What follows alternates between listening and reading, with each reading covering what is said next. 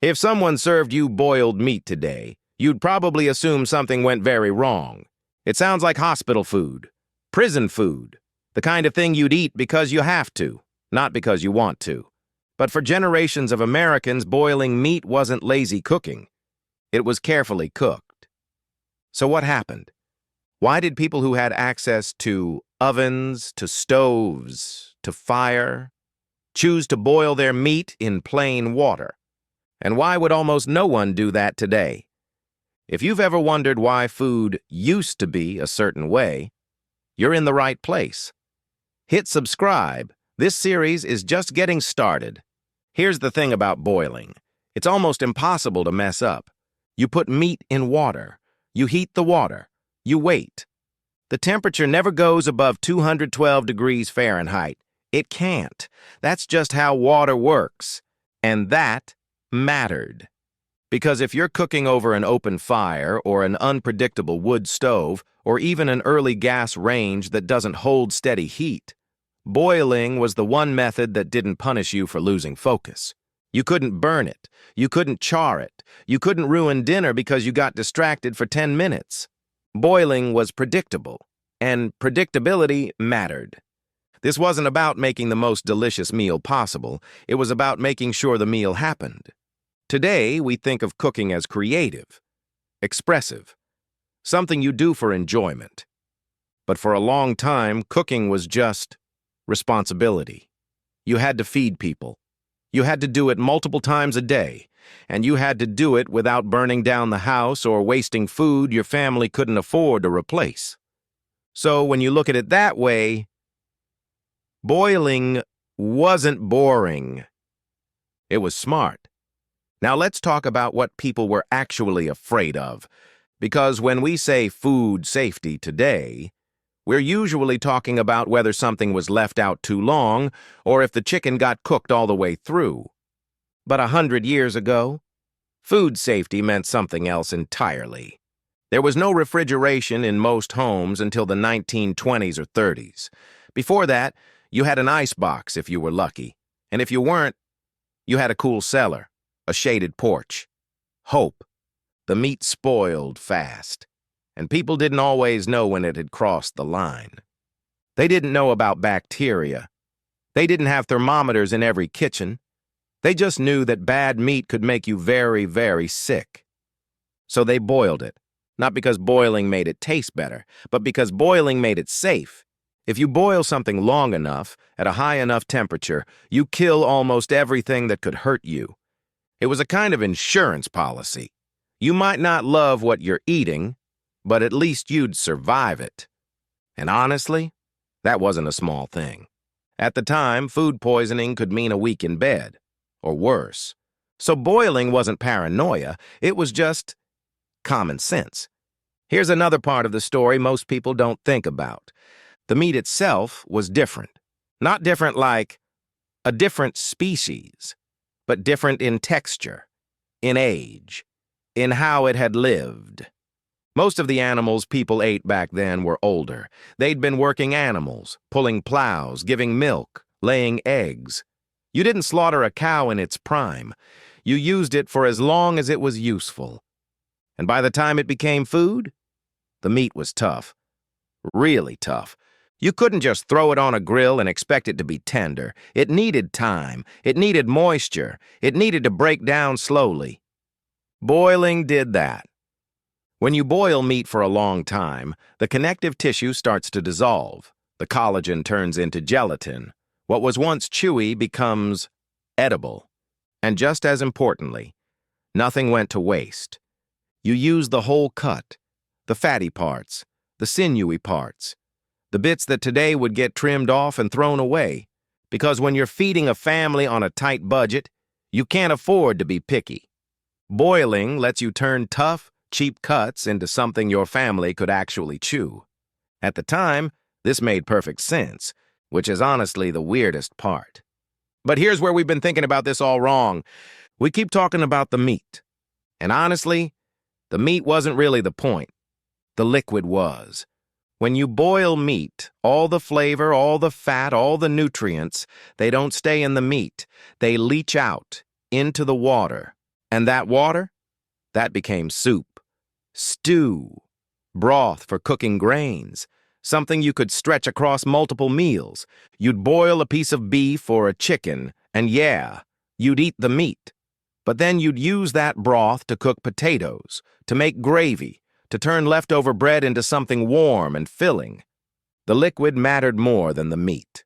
This is hard for us to wrap our heads around now because when we cook meat today, we're trying to keep all the flavor in it. We sear it, we baste it, we let it rest so the juices don't run out. But back then, letting the flavor run out was the whole idea. It wasn't a mistake, it was the plan. One chicken could become chicken and dumplings, and then chicken soup, and then rice cooked in chicken broth. That's not bad cooking. That's incredibly efficient cooking. There's something else we need to talk about, and it's probably the biggest shift of all. People didn't used to eat for pleasure the way we do now. I don't mean they didn't enjoy food, but enjoyment wasn't the goal. Food was fuel. You ate to not be hungry. You eat to have energy to work. You ate because your body needed it. If it tasted good, great. But that was a bonus, not a requirement. Today, we optimize for flavor. We watch videos about the perfect sear. We argue about whether something is worth the calories. We treat every meal like it should be an experience. But for most of history, a meal just needed to make you not hungry anymore. That's it. Boiled meat did that. It filled you up. It gave you protein. It was warm. It was safe. And if it wasn't particularly exciting, well, neither was most of life. You weren't eating to impress anyone. You weren't posting it online. You weren't treating dinner like a hobby. You were just eating. So boiling made sense in that world. It wasn't about making something delicious. It was about making something that worked. And once you stop judging it by today's standards, you start to realize it actually did its job pretty well. So when did boiling stop making sense? It didn't happen all at once. But by the mid-20th century, a few big things had changed. First, the meat itself got better. Younger animals, selective breeding, cuts that were already tender. You didn't need to boil something for 3 hours anymore just to make it chewable. Second, refrigeration became normal. You could store meat safely. You didn't have to cook it the same day. You didn't have to boil it just to be sure. And third, flavor became the priority. People had access to more spices, more techniques, more ideas about what food could be. And once you start thinking about browning, about caramelization, about that crispy, flavorful crust you get from roasting or grilling, boiling starts to feel like you're leaving something on the table. Because here's the thing, when you boil meat, you skip the Maillard reaction entirely. That's the chemical process that happens when protein and sugar hit high heat, the thing that makes food taste rich and complex and cooked. Boiling never gets hot enough for that. So in a world where flavor matters most, boiling feels like wasting potential. Not because it's doing something wrong, but because we now expect food to do something it never had to do before. So here's what I want you to take away from this. Boiling meat didn't become bad cooking. It just stopped being necessary to cook. The method didn't change. The meat didn't change. What changed was everything around it. We stopped needing food to just be safe. We started wanting it to be exciting. We stopped stretching one ingredient across a week. We started optimizing each meal on its own. We stopped eating to survive. We started eating to enjoy. And none of that is wrong. But it does mean we look back at boiled meat and think, why would anyone do that? When really, the better question is, what were they solving for? Because once you understand that, once you see that boiling wasn't about ignorance or lack of skill, but about different priorities, it stops seeming strange. It starts seeming obvious. Of course, they boiled their meat. Of course, we don't. We're not smarter. We're not better cooks. We just live in a world where food does different things for us than it did for them. And maybe that's the whole point of looking back. Not to judge, just to notice what we stopped needing and what that says about what we have now. Boiling meat disappeared because we stopped needing what it was good at. We don't need food to stretch anymore. We don't need it to be safe at all costs. We don't need predictability in the kitchen. We need flavor. We need texture. We need food that feels like we chose it, not just survived it. And that shift from necessity to preference is the same reason so many old food habits just vanished. The Sunday roast, the icebox cake, the stuff your grandparents made that nobody makes anymore. Not because it was bad, but the logic behind it stopped applying. Now, if you've been watching this series, you've probably noticed a pattern by now.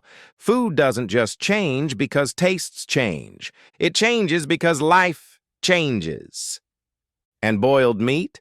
It was perfect for the life people used to live. It just has no place in the one we're living in now. If you like this, hit subscribe, because we're just getting started. And drop a comment. What's a food method from the past that feels wrong today, but probably made perfect sense back then? I'll see you in the next one.